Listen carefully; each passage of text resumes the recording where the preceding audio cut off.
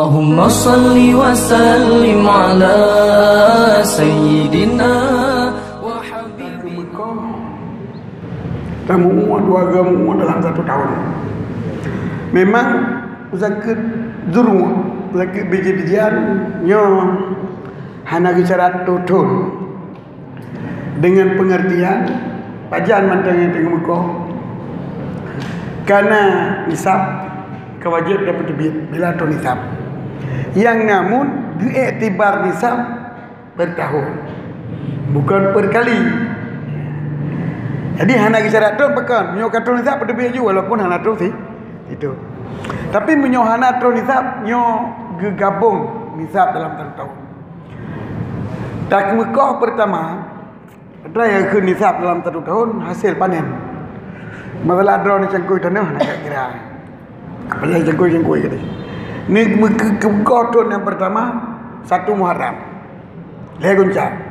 Ke Mekah tahun yang kedua 1 Ramadan.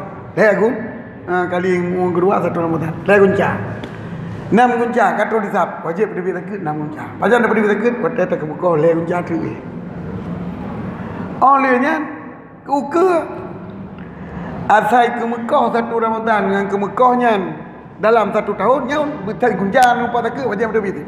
Contoh Iran mulai bunuh 1 Muharram berusaha satunya nak berdebit tak ke baju mendum malah gunjang baju mendum hanya berdebit kita ke nyok namu aku berdebit jina aja hanya sebab kalau wajib kalau tu nisab hanya tak tajil lagi tiga.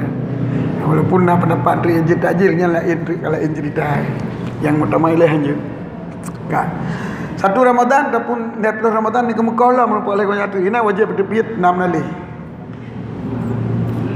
Olehnya ni mualau 1 Dzulhijjah berupa pada si kunci tu berdebit kali. Sebab ini pada ni gabung Ramadan gitu. Ataupun kan nemu gede bulan Syaban gede. Merupakan pada si kunci tu bulan Syaban. Sedangkan bulan Syaban dengan Ramadannya punya si kunci kan. Lah kunci tu kan. Lah kunci tu. Mu tak ke Mekah bulan Syawal ataupun bulan Dzulhijjah. Berarti yang ada mesti guncang aja berbeda. Sakit apa kan nyo terjampu fa le kata jo kan. Ini guncang tu. Tapi menyo lewat tonyan umpama ka 1 Muharram ke gede. Berumpak guncangnya hana. Tapi menyo berumpak le guncang Muharram ke nyan hana gabung Muharram ya gabung Muharram kan Ramadan. Oh kali lo gabung ke Ramadan gede. Gabung Ramadan gede ke Muharram awal untuk berdebit rawai. Adapun berdebit yang lah guncanya wajib harus gabung likotnya. Jadi sama dengan ke likot gabung. Le gunca pun le gunca kedua nyo itanya dalam titulnya kanan gunca wajib berdebit.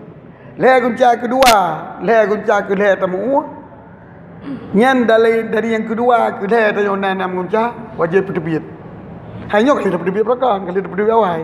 Yang kedua, yang dia gunca je wajib berdebit. Pokoknya menang gabung liko je. Dalam itu. Punya menikah don nanti. Jadi panen pertama umpama bulan 6, dia bulan 6 dia lagi. Nah, hari dia bulan lagi. Kemudian panen kedua bulan 12 dia lagi. Yang dua akan makan kan. Kemudian panen kedua, yang tak itu panen kedua nyo kalewat 12 bulan dari panen kedua pertama. Oh dari panen pertama nah. Dari panen kedua gitu. Tak hitung itu. Yang rumah beli. Dengan panen di kunci sampai nisab, maka berdebit untuk yang galau berdebit. Yang galau berdebit. Jelas.